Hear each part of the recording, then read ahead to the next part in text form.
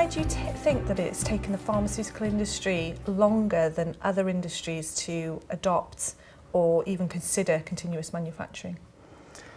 First of all, the pharmaceutical industry is very risk averse and is highly regulated. So that's a huge difference in comparison to some other industries.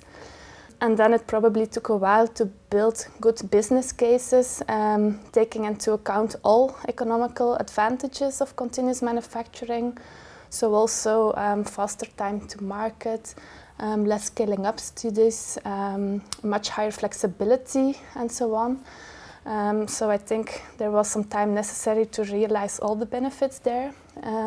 While at the same time, about a decade ago, there was very limited knowledge on process development, formulation development, implementation of PAT.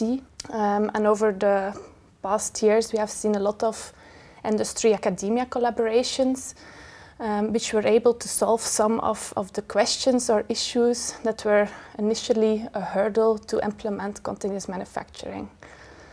And then maybe a last reason is also the technology. There's much more technology nowadays. Nowadays we see several equipment manufacturers who have implemented continuous lines, even with integrated PAT probes. So also in this field there has been a lot of progress over the years.